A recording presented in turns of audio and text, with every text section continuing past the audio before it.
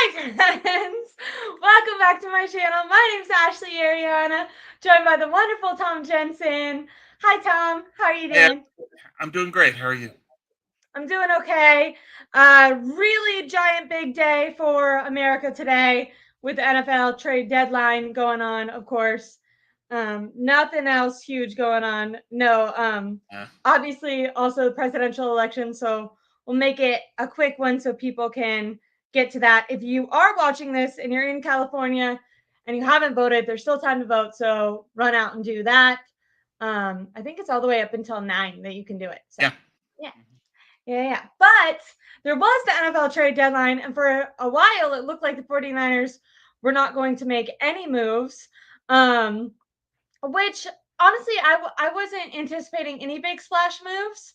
And John Lynch even hinted that there might not be any moves when he went on KMBR earlier this week, basically said that with Chris McCaffrey, with Gross Matos, with or Isaac Yadam, with Dre Greenlaw, all the injured guys coming back, that they feel like these key pieces are kind of like their trade deadline acquisitions. My only, we'll get into that a little bit later. My only problem is when you're trading for a healthy Chris McCaffrey, it's a little bit different. And like Exactly. adding something new to your team, it's a little bit different than getting a Chris McCaffrey off, bilateral Achilles tendonitis. But they did end up making a move at the buzzer. They signed D tackle Khalil Davis, not to be confused with Kalia Davis, who is already on our team. I actually read the headline from Adam Schefter like twice because Yeah, I was yeah. like, I what got did the confused to say, Texans how can trade Houston for trade Kalia Kalia Davis? Davis back to the Niners when he's on the Niners?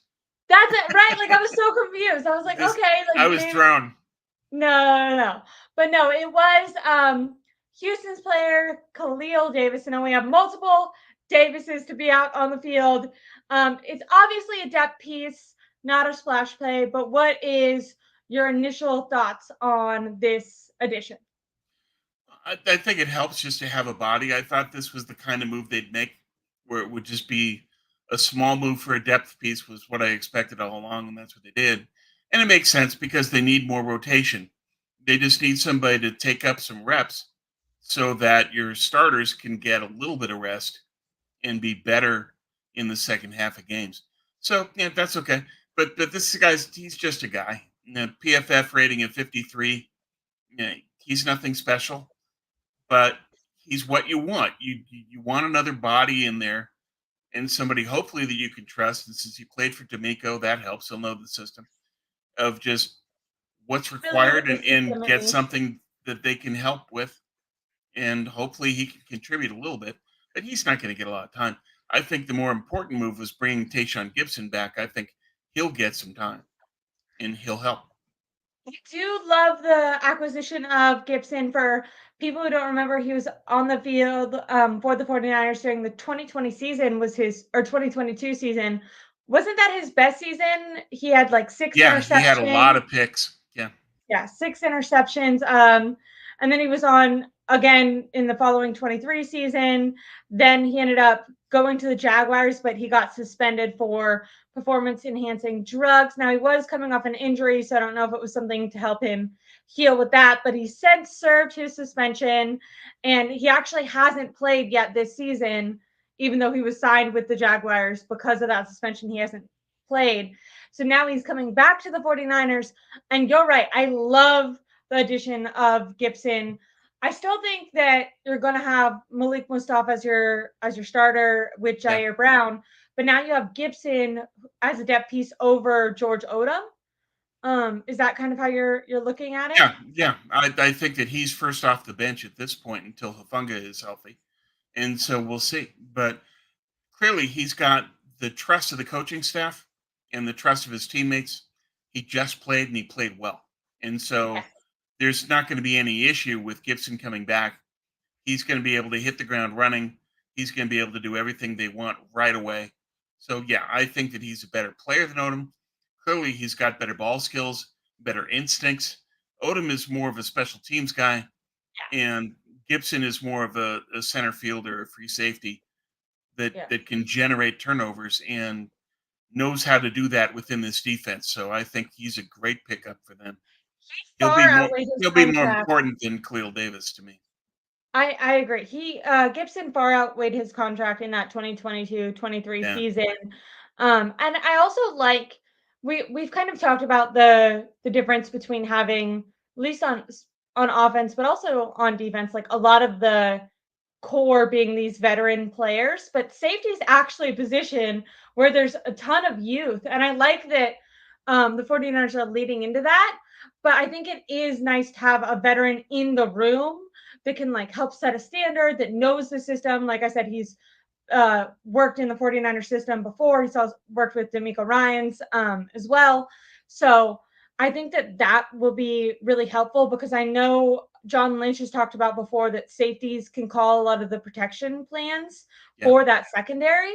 And I'm not saying that I don't think the younger guys can do it, but I do think having a reliable veteran in that group will be helpful to just help set a standard. I also know Fred Warner talked on his podcast with his wife, the Warner House, and going into the Dallas game, he said he knew that it was going to be a good game for the safeties because normally Jair Brown comes into games, and this is like I need to learn how to clip things and play it for us, but I felt like this went really under talked about. But apparently Jair Brown normally on game days comes in really tired because he likes to stay up late playing video games and he has a hard time getting to sleep.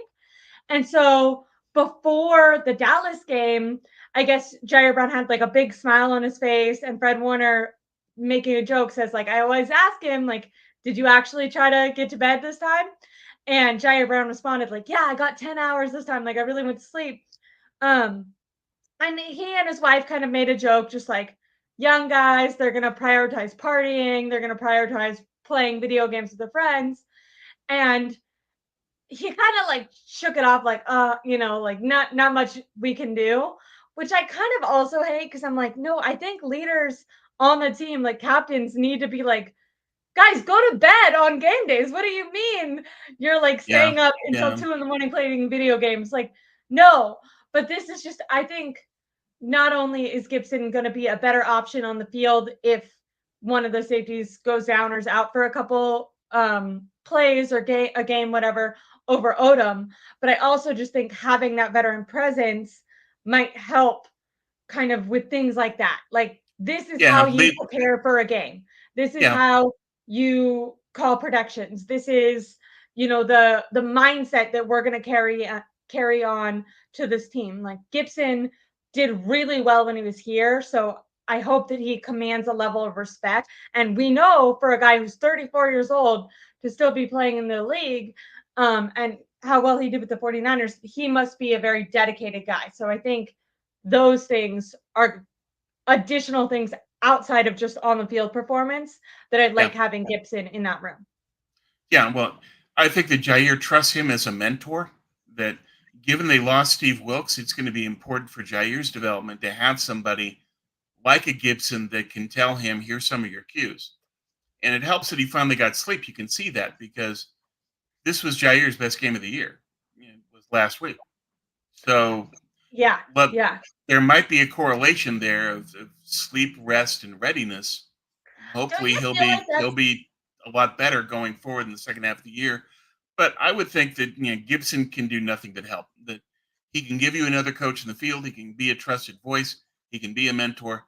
All of those things help Jair because Jair has taken a step back this year for the most part because he yeah, didn't have I Wilkes agree.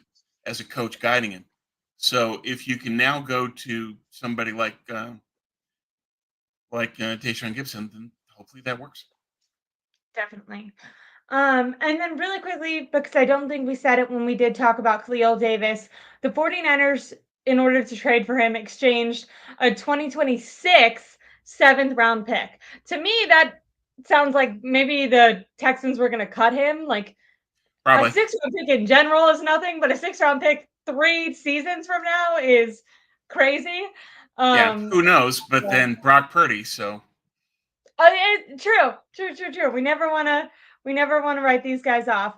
Um, I do want to say, like, so I took notes. Like I said, I continue starting Malik Mustafa. Gibson becomes your next man up over George Odum. I'm not sure if like Hafunga's gonna come back this year. I don't think the 49ers can count on that when he No. had that long-term knee injury, and then he's had some other injuries after that that has placed him back on IR. And I think you can only have a certain amount of players come off of IR at a time as well. Right. So There's a I think limit for the adding to that season. safety depth is important. Is helpful. Sure. And I agree with you on Hafunga. The danger with Talanoa is he finally came back and he got hurt right away. And so it shows that this is an injury that might be something that he can't overcome, that it's something that's always going to linger. And Yeah. so they need to move on. But fortunately, they drafted Mustafa. He looks like a starter long term to me. So I think that they'll be fine. And they'll let Hufunga go in free agency and they'll just move forward. But He's it's already going to get. unfortunate for Hufunga, but it's just he hasn't been able to overcome this. And I wouldn't have any confidence in him doing so over the course of the year. Yeah, he's unfortunately really struggled with injury, and even before that, I don't think he reached his like all pro level performance the season prior that he had initially. So I don't think the 49ers wanted to pay him Now, part of the that amount of reason, money that you have to pay for someone with that title. right? Really quickly before we transition to some things, we have a lot of comments, so I want to go through them because it's been a week since our show, and people love to see you on, Tom. My dad says, "Hey guys," so I want to say, "Hey." Uh, And then Miguel, who isn't very optimistic, says it's funny they made a trade for a player that is. And I like Steve-O's response to that. Nobody is trash. This is a depth piece. yeah, Um, the 49ers have already traded away a ton of draft picks to get a lot of players on their team that are now their highly paid players. When you're in a situation where you have so much money tied up in kind of your core group, you need the depth pieces to really and the rookie guys. You need the people on minimum and rookie scale contracts to show up and perform for you. Tom's been talking about this since the off season. Um, and I kind of feel like this is what this guy is. Also, the 49ers, not saying this is guaranteed to happen with Khalil Davis, but they have had success at kind of bringing in these guys who seemingly look like they're going to go, be phased out of the league. They're not really performing. They're a rotational depth guy, but not even, playing more than 30% on their respective team. And then they come to the 49ers and they play really well for 1 year and they end up getting a way higher paying contract the year following that. That's happened with a couple of yeah, these late, throwaway picks that the 49ers have traded for. So I wouldn't completely write him off. no, And he and doesn't need, like, that's best case scenarios. He does really make a huge impact and turns out to be, a Charles Omenihu type. But they also don't, he doesn't need to be that. He just needs to no, be a guy when someone else goes down that he can play a couple plays a game. yeah. What they need is quality snaps. Just somebody they can rely on of saying that we need you to go out there and get 20 snaps a game to help our rotation. And if he does that and doesn't get hurt and doesn't get beat, then it's a good thing. And it's something they needed. They lacked the body for the rotation at defensive tackle. So that's why they made the move. But I'm not expecting, world beating things from Khalil Davis. I just, as long as you can plug in and get those snaps and get quality play in, great. And if not, you move on. But I don't think there's any concern about if this guy is going to be impact. I think that's highly unlikely. I completely agree. And then um if you had to pronounce this name, how would you pronounce it? I know that he's a regular in our channel, so I wanted to say Yeah. what's up to him. I would say Edgard Ascoli. There you go. Look at that. Tom taking it away. But I wanted to say what's up to him. And then um I thought that potentially this could lead us into an additional segment talking about Chris McCaffrey coming back. But Miguel says, I think Kyle and Lynch, and I would even add in the rest of the players on the team, are relying too much on Christian McCaffrey's return, which I doubt his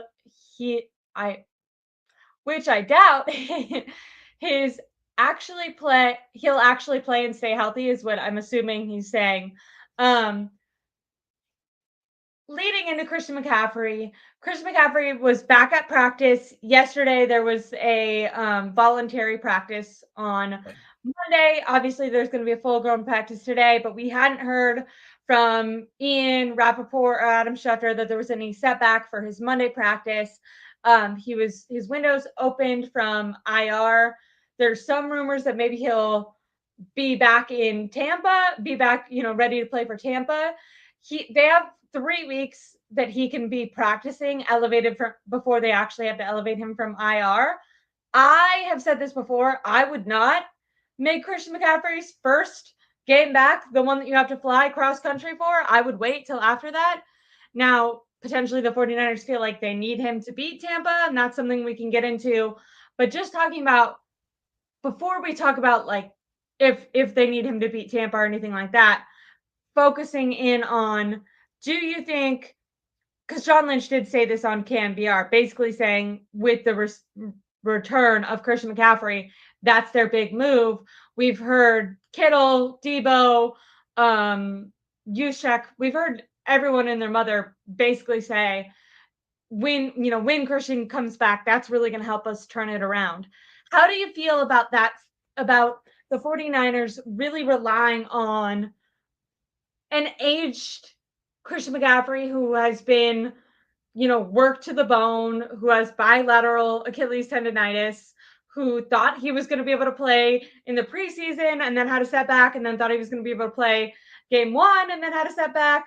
How do you feel about the 49ers kind of putting it all on him? And it feels like they're kind of relying on that piece turning around their season, which we've seen it happen before. When they first traded for him, it did, but to me it's a bit different of a situation. But I don't know, maybe I'm being too down. No, How do you? I agree with you. I think the top priority is Christian's health, and therefore don't fly him to Tampa and back because of the inflammation that'll create. You don't want him on a plane that long. I wouldn't anyway. I would save him for another week. I understand that his teammates are very impatient to have him back. No doubt so is Kyle Shanahan, because Christian makes such a difference on the field. And their biggest problem is red zone, and Christian can help solve that right away.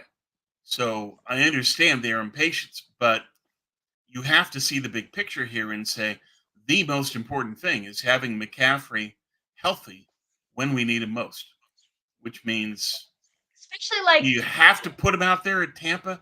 I wouldn't do it because I don't want him going on a cross country flight with no, his risking all that information. No, I hate to it'll bring it flame back up. up. It'll swell up. Don't do it. Yeah. Have him wait and make him available and ready to go for the Seattle game at home. That's when he should start. Yes. And they have 8 more games, 7 of which are on grass. And I do think that the 49ers are particularly sensitive to the turf games. A lot of their players are very vocal about how it feels to play on turf. If you've been a 49ers fan under Kyle Shanahan's regime, you know that they've lost a lot of players on turf fields. So like I said, I agree with you. I think putting the extra inflammation to put him in Tampa doesn't make sense. I also just think even if it was a home game, I don't think that they should have him playing when I think he should prove that he can practice for a full week in a row before you think about elevating him. In this situation, practice Monday, Wednesday, Thursday, and then played the game in the weekend. Like, that doesn't seem like enough, like, re-emergence. Like, we talked about Brandon Ayuk, like, missing the offseason and then starting slow. Like, is it worth it to rush Christian McCaffrey back when he's not even going to be, like, that's why I kind of said I think it's wrong for John Lynch to make it an equivalent to when they traded for Christian McCaffrey before, because McCaffrey was healthy that season and he had played all the way up until that trade deadline. Matter of fact, I think didn't he play the Chiefs with Carolina and then the next week played them with the 49ers? So like he had played just that week before. He was feeling good. I don't think it's fair for the organization to expect that level of Christian McCaffrey to show up. Honestly, I mean, this next game, but maybe even at all this season. Like, I don't think he should be the workhorse. And if you are going to elevate him, I think it goes under talked about that the 49ers are on the books for him even next year. So you don't want to risk popping either Achilles, since he has tendonitis in both of them. You don't want to risk popping those before the playoffs or in the playoffs, because that would then affect next year. I don't know. Yes and no. You need him to get reps so that he can believe in his body and be comfortable and instinctive before the playoffs. So he's going to need games where he can just get back in a flow and trust his body. You can't just say we're going to put him on ice until the playoffs. That's not going to work. But in terms of we should be more cautious, I agree with that to a degree, where the caution would apply to think of his health in terms of that cross country flight there and back to Tampa. It's a long way. That can cause a lot of damage. So for that purpose, I would say no, don't play that game. But I don't think that they're going to subscribe to your thinking of, I want to see him practice for a full week and I want to see him prove himself. In a perfect world, yes, but this team is 4-4. They're extremely impatient to get Christian back on the field. It would help their psyche and their confidence to have McCaffrey back right away. And I don't think we can count on Kyle Shanahan, giving any level of caution to when McCaffrey returns. If he thinks that Christian can play, he's going to play him. That's Kyle. And Kyle knows that Christian unlocks the red zone. That hasn't, like, and I want to address, because even in the comments, people are saying, like, Christian McCaffrey is ready. He's built different. He missed training camp, OTAs 9 weeks. That's not rushing back. That's not true. They kept trying. The reason he missed that much time is because he would take like a week off and then they would try to push him again. Like he did not sit that entire time until he was put on IR, which didn't happen until the very last second of the season, or in the season. The season started. It was after week 1. They tried to push him for every preseason game for week 1. That's what they said, according to the 49ers themselves. He was feeling better, and then he participated in a Monday and Wednesday practice. Then on a Thursday, they had a full padded practice during the last workouts of the offseason before week 1. And he was telling everyone he was going to play week 1. And then that Thursday, he pushed himself too hard and then ended up sitting for 9 weeks. So maybe if all offseason before this, he would have actually rested and recovered, maybe he would have been able to play the last 9 weeks. What I'm saying is Christian McCaffrey was not actually resting and recovering. He was resting for a week thinking, oh, okay, it feels good enough for me to push it. And then he would push it and then got backlash from his body. And even though he's built different, as King Mufasa says, at some point when you're 28 years old and you've been, worn to the bone for 2 years in Carolina, worn to the bone for 2 years with the 49ers, eventually it's not a mind over matter thing. Like his body's actually rebelling on him. So he has to listen to his body. Now, if he's ready to go and they, absolutely think that they need him to win, and I do agree that I think morale-wise it would change a lot, then potentially they could start him or they could play him. But I would say not even close to the target load that Kyle Shanahan is used to putting on his body. No, they can't ride him like last year. But can Kyle do that? Because I kind of feel like when Kyle's given Christian's in the game, he doesn't have any chill. So I think that's why I'm like, don't even put him in. I agree. If Kyle was normal and could just slowly work him in, I'm like, okay. But I'm worried that Kyle's going to end up being 20 carries game 1, that he's back. And it's like, no, don't do that. And Tom's frozen. I was making such fire points, guys. Do you think Tom will come back? I'll go through some comments. I don't know if he's gonna leave the chat and come back or what, but I feel like I was considering how unlikely, considering how they've limited Jordan Mason. Well, they ran Jordan Mason into the bone, and then he had his AC joint sprain. Like, they did exactly what they did to Christian McCaffrey to Jordan Mason. Jordan Mason had a total of 47 carries last year, and then his first 2 games he had 49 carries. So they didn't start rotating him with Isaac Guerrero until he hurt his shoulder. And then luckily now Guerrero's done really well. I do think that the 49ers will be open to doing more of a rotation because I think Guerrero has some skills that Mason doesn't. Mason's more of like a physical downhill runner. He'll run through tackles, but on the ones where, and he'll find the open holes like in the center of the field. When it comes to like bouncing out and then speed, Guerrero's a lot faster. Now I will say with Jordan Mason, who is such a physical downhill runner, and then with Isaac Guerrero, who one is just new, so defenses don't have a lot of film on him, and he can kind of bounce it out to the side. I think then you can incorporate Christian McCaffrey, and if you do a rotation of all 3 of them, I would be really okay with that. I just don't know if Kyle is open to doing a rotation with all 3. Hi, Tom. I was just Sorry explaining. about that. Yeah, when it's later in the afternoon, my internet can get spotty. Everyone's logging onto the internet trying to see what's going on with the election and stuff. We won't talk for too much longer, but I was basically saying that I would be in favor of the addition of Christian McCaffrey utilizing more of his receiving talent in the 10 to 15-yard line, 5-yard line as like a dump off guy. You have Isaac Guerrero who can do the dump off passes or get around and run straight hella fast. You have Jordan Mason who can run downfield, physical, break tackles. If Kyle was open to doing more of like a rotational thing, I would be okay with that. I think where I have fear is I'm like, is Kyle gonna get clearance for Chris McCaffrey and see that as like a full just run Chris McCaffrey into the ground? Or maybe he'll be smart. Well, and I think the injury will probably limit Kyle, where he'll say that, no, I have to remember in the back of my mind that I can't push Christian too hard. We've seen just how important he is to the offense of what's happened to the red zone scoring without him, and therefore I've got to keep him healthy.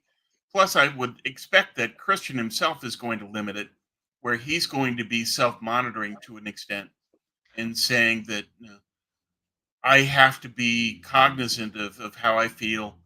And where last year he was going all out to get the bag, this year, now that he's already got the bag, I think that he's going to not be as aggressive in forcing his way back on the field all the time. I think that he'll be more cautious. And in wake of the injury, Kyle will be more cautious. But they will lean on him, especially red zone. So I would expect to see a lot of McCaffrey in touchdown.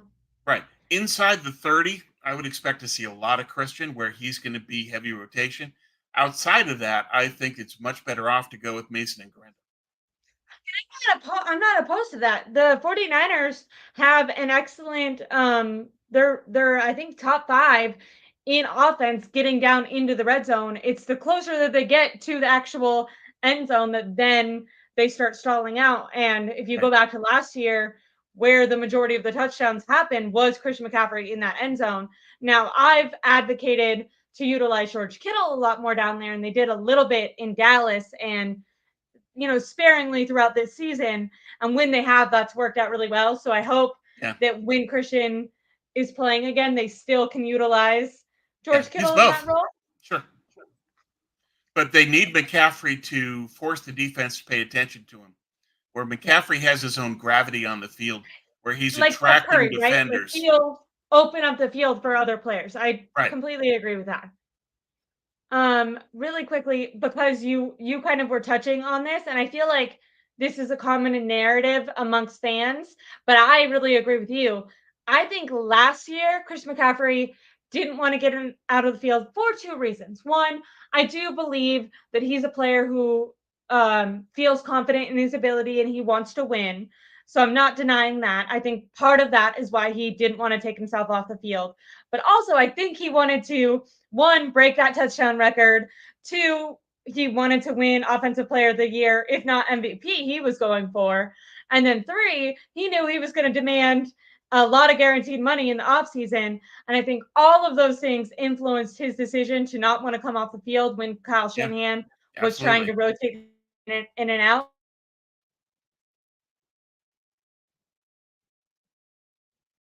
I agree You've with you frozen. with his injury. We've seen, oh, am I You're there okay still? now, Ashley. Go ahead. Okay. Um, I'm bringing this all the way back to his college career, but we have seen Chris McCaffrey uh, be engaged in self-preservation when he's needed to. And Kyle Shanahan maybe is, there's rumors that he's been in the hot seat with some of the owners and the money that they paid out. So in order to kind of calm your worries, I think that Kyle Shanahan himself potentially won't want to overwork Christian McCaffrey because they already paid a lot of money to Ayuk and then he got hurt. Now they've already paid Christian McCaffrey a lot of money. He's missed half the season again. Kyle doesn't want to, get his Achilles actually pulled and then he's out and he has to answer to the Yorks for that. And then same thing, taking it outside of Kyle and job security. I think Chris McCaffrey himself doesn't want to suffer from that injury. So I think he'll be a lot more careful with how much Yeah, he wants to be on the field. because he wants to Maybe extend. in the playoffs, I don't know. I'm not trying to question. I feel like saying that makes it sound like I'm questioning his heart. I do No, think he's no. super dedicated, and Yeah, if it was like a Super Bowl scenario, I think he would, much like Dre Greenlaw did last year, go all out and risk it if he yeah, had to. I'm not denying that. I'm just sure. saying, against if he's playing in Tampa, I don't think he's going to be like, I need to be in every play. Yeah, he won't. He won't.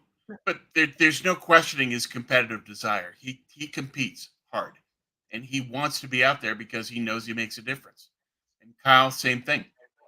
He wants Christian on the field because he knows it's the best option. So sure, but I think that everyone involved in this will apply some caution. Christian for his own reasons in terms of extending his career and making sure that he's there for the playoffs and making a difference. Kyle, in terms of I've got to keep him healthy because otherwise, what happens to my red zone offense? And so I think that that will limit things. And then you've also got the emergence of Mason and Garendo, where you've got proven options that can take the load. So the combination of all those things, I think, will lead to Christian being used strategically rather than riding the horse into the glue factory. I don't think that'll happen. I know this is like less, I guess, splash play name wise, but something that I am curious against Tampa Bay, and it'll also depend, I guess, injury wise, how Jordan Mason is feeling. But Jordan Mason, although was averaging 6, 7 yards a carry per most of this season, there was a couple times where he fumbled and didn't protect the ball as much. And I jokingly kind of was like, if Christian McCaffrey was able to play, this guy would not be seeing the field. Felt like they did not want to play him at all this year. And then with all those fumbles, well, then he got injured, and Isaac Garendo goes in, and Garendo actually ran away with it and performed very well. Now, not in the same running style. Like I said, Jordan Mason, Yeah, they're physical, different guys. downhill runner. He can find the holes, like when you're going straight. Isaac Rendo's more like scheme you to get bump outside and then run type of guy. But I am going to be interested, like, does Jordan Mason go back to getting 20 plus carries a game, or is it going to No, be they're leaning more on Isaac Garendo, even if like I when don't think I'm that'll taking happen. I'm I think taking that like the McCaffrey aspect out of it. Like if McCaffrey isn't elevated for Tampa, do you think that Garendo played good enough for them to do more rotation with, like, do you think that Garendo will get more playing time? Because I thought he actually did very well. he And I was did. someone who was down on him when Me they too. got him Me too. to take full responsibility for that. Because he didn't read the hole. I mean, what Bobby Turner wants from his backs is cut and go. Yeah. And I give Garendo a lot of credit that he didn't show that early, but he's shown that recently. And Kyle has said he's a quick learner, and we're seeing proof of that. And so that's a positive for Garendo. In terms of Mason and what his carries would be, it depends on his health. Is he fully healthy? If so, then he'll get a strong workload, and Garendo will be the spot guy. And we'll see what happens with McCaffrey. But I think it'll be more driven by Mason's health than saying that Garendo is giving me a different look that I want more than what Mason gives me. I don't think the strategy will dictate that way. I think it'll be health. I agree. I didn't have this on as a topic, but I saw that someone asked it, and then a lot of the comments are responding to it. So I should ask you, as of today, and I think this is fair, because, or I think this Yeah. is a bit unfair. Sorry, not fair, because the 49ers have been known to really take storm in the second half of the season. This is not the first time that they've been, started slow and then ended up far in the playoffs, if not even, further than that. But I think it's a fair question when we're talking about defensive coordinators. Now, I think we should talk about the offense too, but I know a lot of people are interested because it's a new guy and some of these safeties and secondary players maybe haven't lived up to what they did last year. As of today, does Sorensen come back next year? Well, first, props to Steve-O. This is a great question. I think that all things being equal, they would move on because Sorensen was a last minute, everybody that we wanted has gone elsewhere pick. He wasn't their first choice. He wasn't their third. He may not have been their fifth. So it depends, who's available. Is Sala available, or is he going to latch on someplace else? And they should have a lot of choices in terms of DCs and who they can look at. Part of it will depend on how they close the year, how they look in the playoffs. Does the defense look like it's improved, or does it look like it's taken a step back? If it's the latter, then I think they move on, and they should have enough candidates where if they're early enough in the process of looking at DCs, they'll get some quality person to step in. That's good. Like, what is it? Speculation, or Yeah, it's a good note to say if it's early enough in the process, because one of the reasons that they got Nick Sorensen is because they were in the Super Bowl, so they missed out on a lot of the hiring process last right. year. Yeah. So for people who don't know, a lot of these coaches are getting picked up as soon as playoff game number one starts. Now, this is being generous, assuming that Sorensen wants to stay with the 49ers and another better No, option isn't offered to him. But I I don't would know if he say would have a better option though. I How much of demand is he in? I don't know. I agree, but what I meant more was I think that he'll stay with the 49ers Oh yeah, if another option isn't given to him, even if he has to take a backwards roll, because I can see the yeah, 49ers being open to bringing back Robert Saleh, open to interviewing lots of other coaches around the league and potentially offering one of them the defensive coordinator position. And I right. still don't think that that means necessarily Sorensen won't be back next year. I just think he would be in a like Well, a demoted role. Well, Um, back to the role he had before he was yes, promoted to DC. Yeah, yeah. I read Steve-O's question more as would Sorensen come back next year as the defensive coordinator, That's a fair and way. I don't think he would be, given that they would Yeah, have more options. I agree. And I agree with that. this I year agree they with that. rushed into it because he was one of the last choices they had available. Yeah. Now, there is some people in the comments that are talking about like D'Amico started slow, Robert Salo started slow, so we can't completely write off Sorensen yet. I just feel like even with Sala and D'Amico, even when it wasn't firing on all cylinders, you saw a lot of creativity and like disguises within the blitz and the way that they were play calling. And you're not seeing that as much this year. Now, I don't know if that's like an overcorrection because everyone was piling on Steve Wilkes last year, and maybe they wanted to really simplify it with Steve Wilkes or with Nick Sorensen now. I don't really know why that's happening. I do wish that there was a little bit more creativity on that defensive side of the ball, on both sides of the ball, but with Sorensen, Just to see like, okay, what do you bring to the table compared to these other guys? Like, we're aware that you know the system, but can you add something to it at this time? It feels like both sides of the ball are kind of running a version of something that they were running in 2020, 2021, 2022. And it's like, okay, you're supposed to be making small adjustments and additions each year. And that's kind of what's lacking, like I said, on both sides of the ball. But for your question, will he be back as defensive coordinator? I think that potentially the 49ers will have better options. Right. Now, a lot of this is like, do the people that the 49ers want the 49ers? Like, I think if Kyle could make Robert Saleh come back and be his defensive coordinator, Nick Sorensen would be gone as DC in a second. But does Saleh want that? Or does Saleh see a different head coaching position or maybe a defensive coordinator position somewhere else where he's not kind of tied down to just working under Shanahan?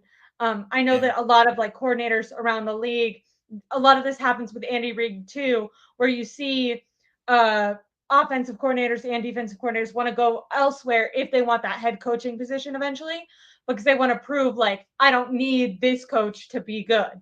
Yeah. I think Saleh might be in a transition where, because of what happened with the Jets, it's going to be really hard for him to get a head coaching gig again.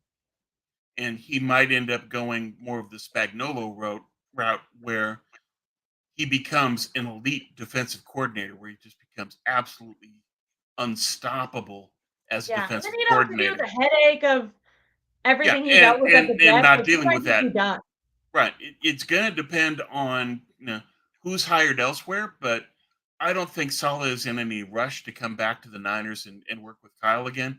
I think that he will survey the field, see what his options are, and if there are better options for him, I think that he'll take them. I wouldn't count on Saleh. But I mean, in that case, said, I think Sorensen will come back. Right. But if there is an option, and I'm kind of using Saleh as a headspace, like Saleh or someone else. Yeah, I understand. Yeah, I agree. It's more about Saleh as sort of this marking post of all the defensive coordinators that should be available who are better than Sorensen. That's a large group, and they should be able to pick from that group. So I would expect Sorensen to be demoted, return to his prior role, and then bring in somebody new as defensive coordinator. That wouldn't surprise me at all. This is interesting. Make Sorensen the special teams coordinator next year. I mean, they definitely need to change that special teams. Although I will say they literally fired the last special teams guy, and then special teams continue to suck. So I don't know. I know Kyle has kind of jokingly stated he hates looking at anything special teams. Maybe he needs to not only hire a special teams coordinator, but then someone to like oversee that if he doesn't want to. But they need to put a lot more attention into that group. They like to roll it off like it doesn't matter, but it's really bitten them. And if you look back at the Packers season, was that last year or the year before, it totally ruined their season. So all three phases of football need to be just as important. And Kyle's made it clear that special teams is not on the level that he cares to pay attention to. I agree they need a change at position coaching. Oh, they have to change its special teams. But to your point, Kyle, Brian Schneider. Yeah, but Kyle has to value special teams more than he currently does. People that were at camp say that when the special teams practiced, it was basically treated like recess, where Kyle just said, "Okay, go do special teams," and it just seemed way looser. It didn't seem structured. It didn't seem valued. It was kind of an add-on. It was kind of, okay, well, for the next 10 minutes, we're going to do special teams. Everybody else, do whatever you want. And so you're already setting a cultural expectation of, I don't care about special teams. But you should. Special teams might have very well cost you the Super Bowl. Yeah, completely agree. And by the way, while we're talking about special teams, we talked about injuries a little bit earlier, but we were talking about McCaffrey, who obviously matters most.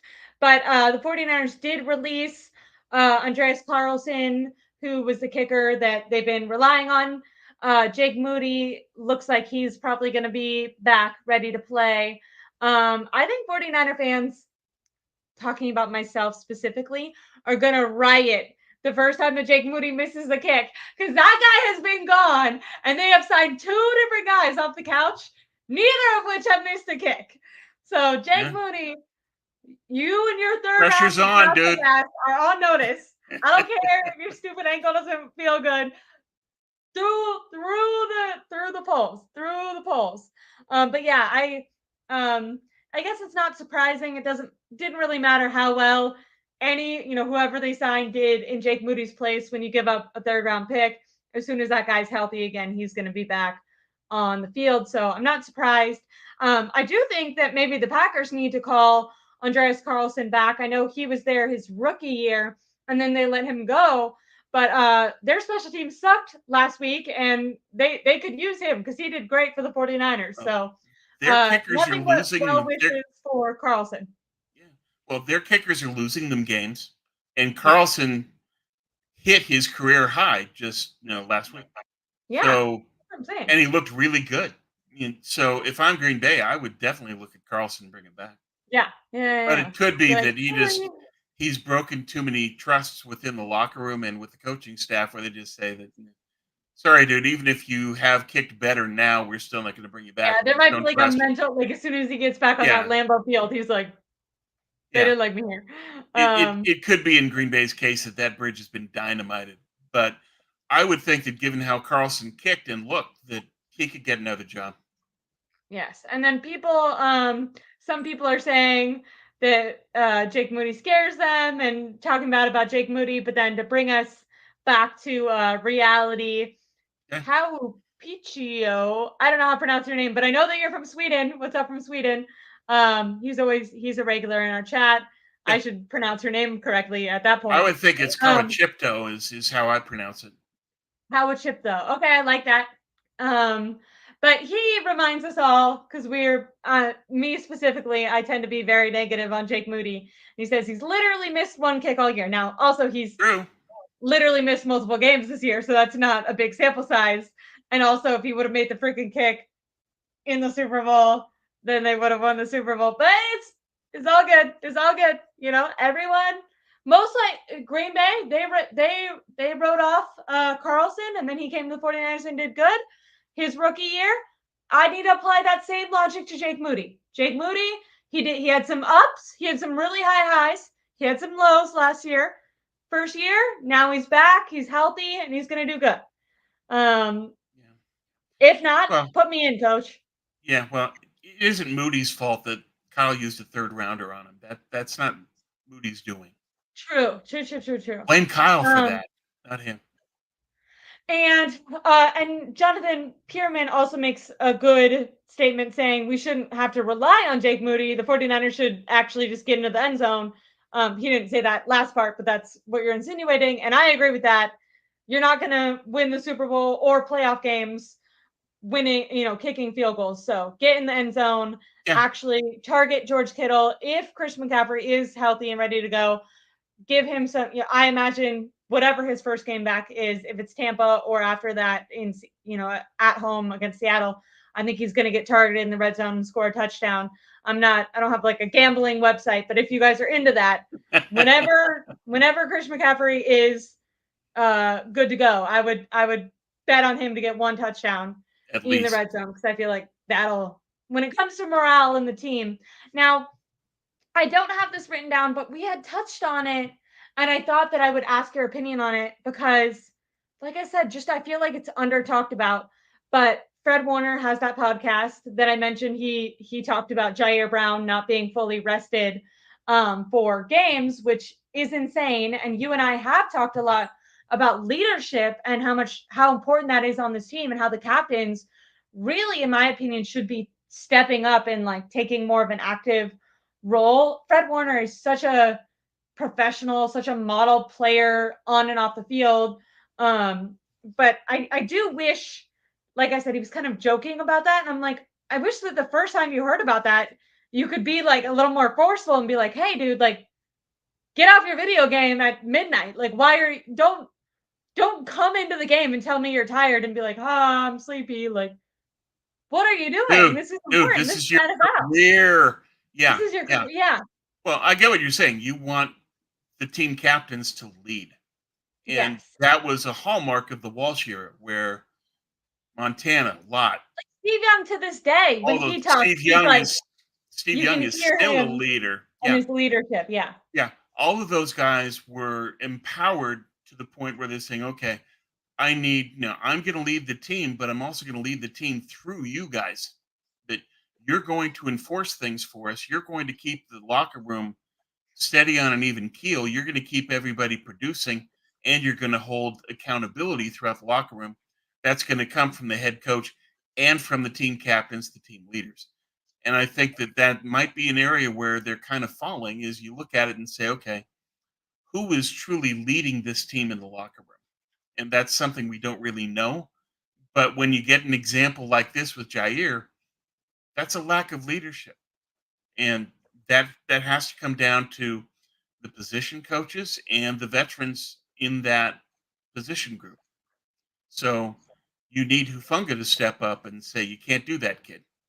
Yeah, Yeah. you need a lot of people of just enforcing accountability. Part of the problem culturally is that Kyle doesn't accept accountability on himself. And Yeah. that So then then, filters down to the team. yeah.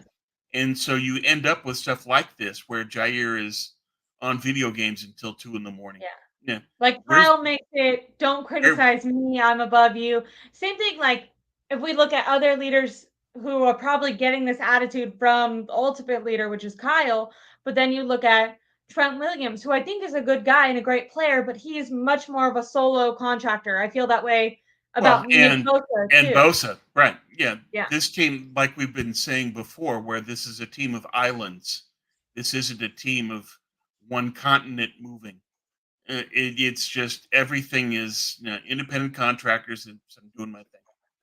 And yeah, Yeah. Funga And has Steve one foot out the door. Probably doesn't care, Mr. Corey. Yeah, I would agree with that. And Jonathan says Huff ain't even playing. But even if you're not playing, you can still be around the locker room. You can still be around the players. You can still enforce an attitude and a standard. contribute in different ways. Is that's part of what the Walsh era was about, was not just his leadership, but accountability through the players enforcing things within their own peer groups, as opposed to top down just from Walsh.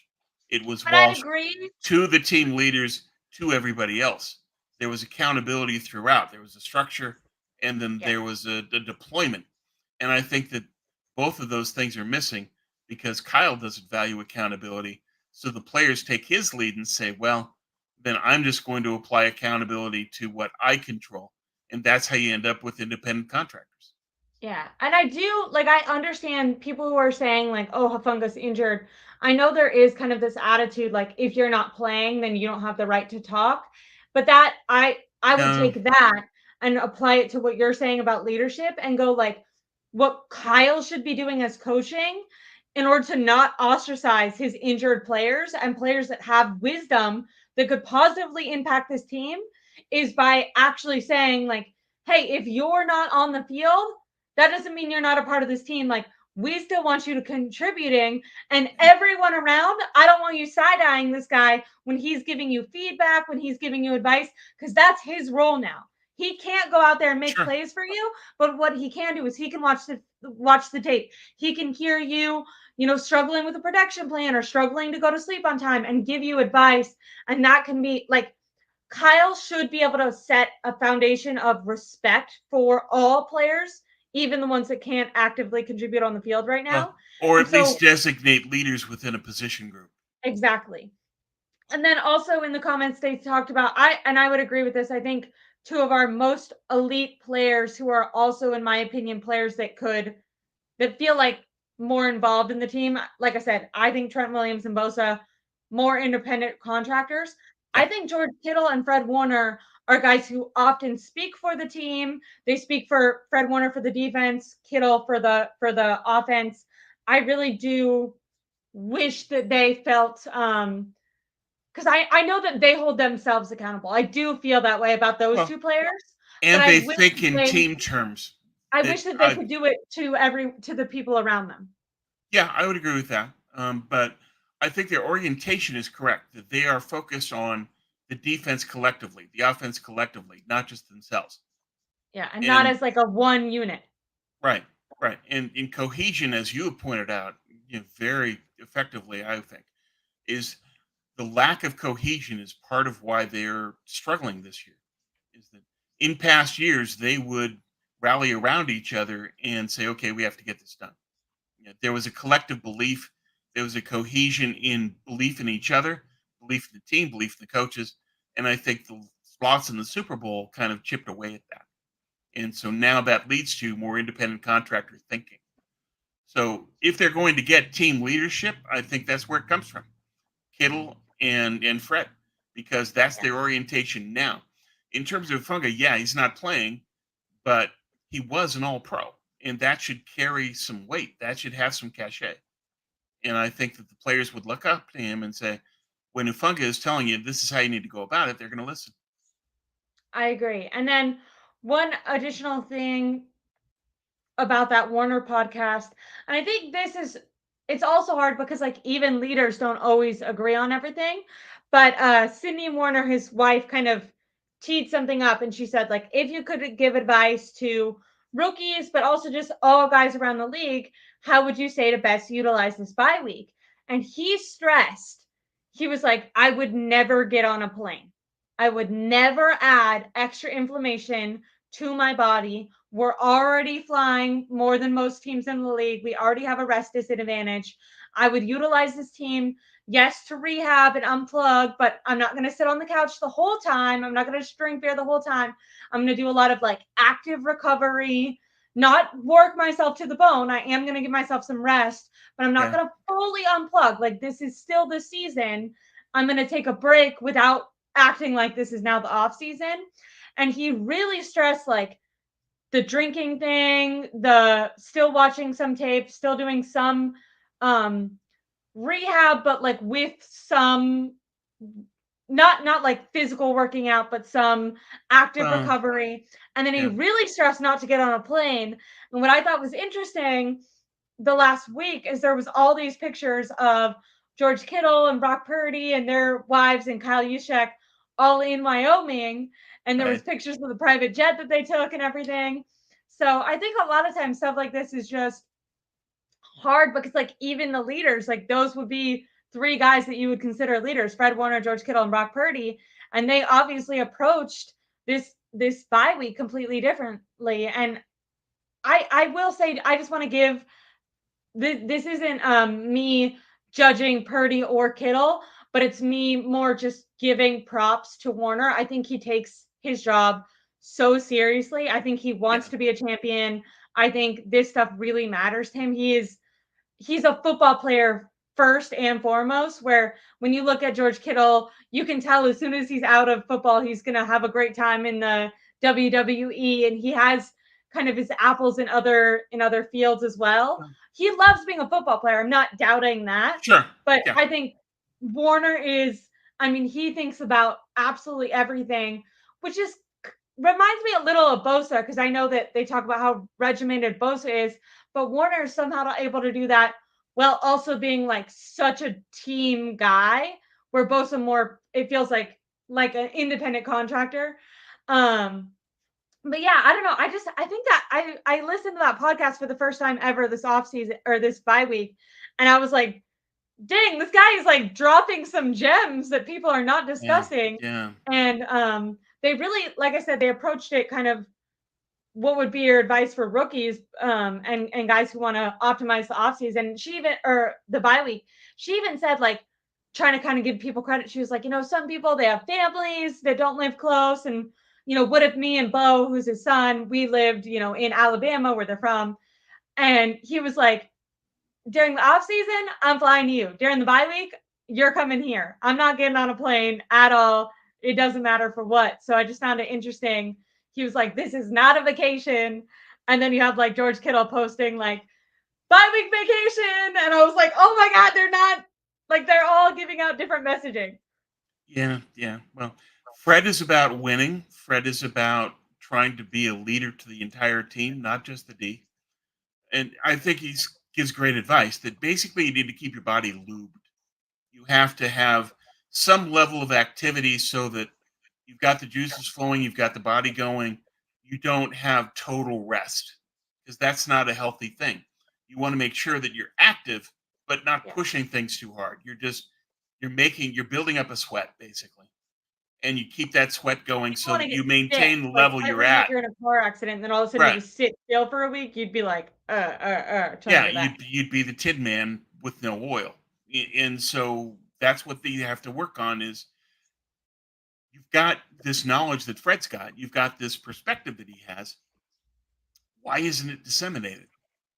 And that's something they're going to have to work on culturally.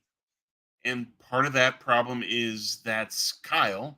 Part of that problem is the organization. And part of that is people just doing their own thing. Overall standard. Right.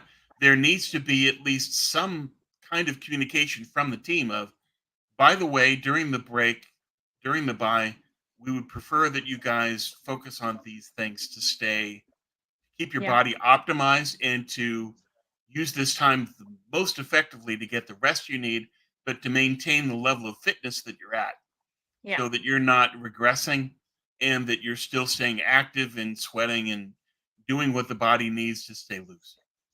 That knowledge needs to be disseminated. It doesn't look like it is, which is concerning. I agree. Well, I do know that tonight's a big night, and a lot of the news organizations are starting to count up all the polls and votes and everything. So we didn't want to go for too long, but Tom and I always have the best time with you. I wanted to give a shout out to Mr. Corey, who's in the chat. He's a regular of ours, and we always appreciate his comments and little jabs at Kyle. They make me smile when I see them. Rick said we got to win. All these games coming up, they're big time games and going to be big time challenges.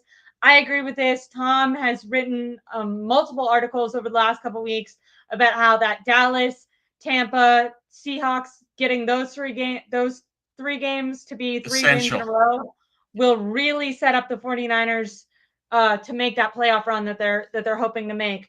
So I completely, Tom and I completely agree with you, Rick. It's going to be very important. I will also agree, although we're critiquing maybe how certain people, and I'm not even critiquing, I'm not saying what one did is wrong and what the other did isn't. I was more pointing out like the disjointedness that seems to be like this. The whole show's premise has been from the top. It feels like there's not an overall standard or an overall accountability or structure that is from the top down. And I think that was more what I'm pointing out. But I agree. I think both Warner and Kittle are on the way to the Hall of Fame. Yeah, they are. So. Those two and Trent are the Hall of Famers on this team currently. McCaffrey is going to depend on how he closes out his career. Those guys are all in the running, and we'll see what they do. It's going to be Bosa maybe, he had but one Bosa really good year. But it's going to be he has to pick it up, I think, if he wants to be in the Hall of Fame. Bosa has tapered off. He had the DPOY year, and then since then he hasn't been the same player. And if that continues, that's a problem. He won't make the Hall of Fame. Yeah. He could, but he's going to have to return. He has to return to that level. He's not there. I feel like when you said that, like to a lot of people, they'd be like, "Oh, you forgot Bosa," but I was like, "Oh wait," I was like, "I agree with that. He's not there yet. If he was to retire at the end of this year, he would not be there yet." But anyways, I wanted to say thank you guys for tuning in. I always have the best show with Tom, or the best time talking with Tom. If you guys haven't on Twitter, make sure to follow Tom at NinerCast. He's put out excellent articles all season long, and there'll be lots to look forward to for the second half of the season. One positive thing, because I know that we touched on some negative things, is the 49ers previously under Kyle Shanahan do have an above average winning record on the second half of their season. So 700. Hopefully the 49ers and Kyle can, get it together. And I'm more than entertained. And that's the most that I want out of my football team, obviously, is to win, but some fun entertainment every Sunday. I'll settle for that. So I'm excited for this upcoming Tampa game. They played really hard against the Chiefs, and I thought Baker looked really good, especially them being out two of their offensive stars. My only thing is they went into overtime. They were playing hard and in the rain on a Monday. So a lot of people have been like, the 49ers have all this rest disadvantage, and they have throughout the season. This is the one game that they have a major advantage over. Tampa Bay, who not only was playing on a Monday, but then went into overtime. And what a heartbreaking, Tough game. Tough game. frustrating loss. Like the Chiefs they're just gonna win. That's what Kansas City has. They've got the magic dust. But yeah, I think that Tampa needs to get some credit for just how competitive they are. That they always compete. And you've got to give Baker some credit for being out your 2 starting receivers, and you still find a way to win by going to Cade Otton. That was a good move, and it worked for them. That last offensive drive that they had, where they scored at the very end, I thought that was beautiful. They had some blunders with one of the timeouts that they called at the very end, and then I'm never maybe not never, but I understand the hesitation to go for 2. I saw some people on Twitter being like, go for 2. And I'm usually like, don't do that. But maybe against the Chiefs, you just got to do it. Because if you give them especially with regular season overtime rules, it all just comes down to the coin toss, So right. Yeah, my way of thinking is that if you've got Kansas City on the ropes, you have to take every risk. You have to do what you can to win, because otherwise you'll find a way to lose. And that's what happened to them. But we'll see. Tampa is a tough opponent. They play well, they play smart, and even without their receivers, they still did well. The one matchup that's a real advantage for the Niners is Tampa's bottom 3 in their tight end coverage.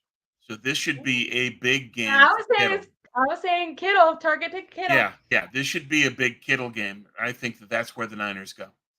Perfect. Well, everyone, please make sure to like and subscribe to my YouTube channel. It helps so much. I really, really appreciate it. If you can, after the stream, comment on the show, because that helps boost it in algorithm. I'd really appreciate it. Make sure to follow Tom and I on Twitter. But if you want to get those articles that, like I said, a lot of times our shows bounce off of stuff that Tom has written about throughout the week. So make sure to read those. They're also just very entertaining and well-written articles. So make sure to read those, like and subscribe. I'll be going live tomorrow on a separate YouTube channel. It's called the 49ers Collective. It's going to be with Chase Sr., Jesse Naylor, and Grant Cohn. I'm excited. I haven't ever streamed with all those guys before. Yeah, I'm looking forward to that. That'll be great. Yeah. I don't know. You'll do well. You'll do really well. The first time might be awkward. I'm nervous, but hopefully it'll be good. I'm excited, and I'm also hoping that it'll lead to some growth on my own channel, which would be really nice. And then I am probably going to be going live a day early. Normally I go live with Marco on Friday, but I am going to be going to Tampa, so which I'm excited about. So make sure to give me a like and subscribe, because I think I'll probably end up going live with Marco on Thursday, because I won't be able to go live when I'm in an airplane. But yeah, everyone, and don't give any hate to Tom for this if you're someone who's gets triggered about these stuff. But like I said at the beginning of the show, obviously trade deadline in football is great to talk to, but tonight is, in my opinion, one of the most important nights for America. If you haven't gotten out and vote and you're wondering if you should, maybe you don't feel as prepared as you should, I would really encourage you to go out and vote for the few things that you don't have to vote on everything if you don't feel completely prepared. Also, quick Google search for whatever side of things that you tend to lean towards will give you a lot of recommendations on how to vote if you want to just vote for presidency or all the way down ballot.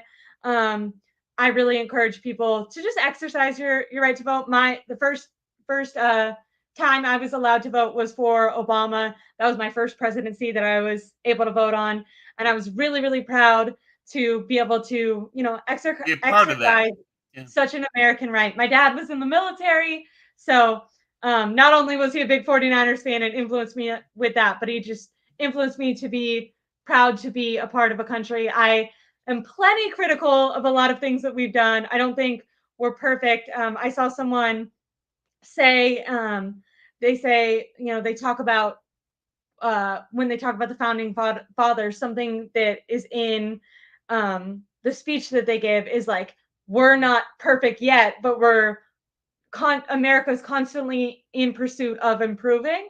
And I liked thinking about it that way. I don't think we're a perfect nation, but I like that a lot of people can express their beliefs, whether or not they agree or disagree. And I'm hoping that the next few years will be a lot less scary and contentious than they've been the last 9. So anyways, that's it on We need that. to unite, And make your after this, voice I won't heard. be talking too much politics anymore. I know I've thrown a little bit of that in there on my channel. It is important to me, and I feel like being authentic on my channel is important, which is the reason that I haven't shied away from it, even though some people might recommend that. But moving on, I'll be mostly 49ers talk because it'll be over after tonight. So good luck, everyone. Mr. Corey said that Kyle voted for himself and he voted for me and Tom. So I like that. Mr. Corey nails it. That's hilarious. Thank you guys so much. Thank you very much, Ashley. This was great. Really, of course, really appreciate like I said, the time with you. Follow Tom, NinerCast on Twitter. Follow me and tune in because lots to come for. And Tom and I will be recapping the Tampa game next week. Bye, guys. Have a great night.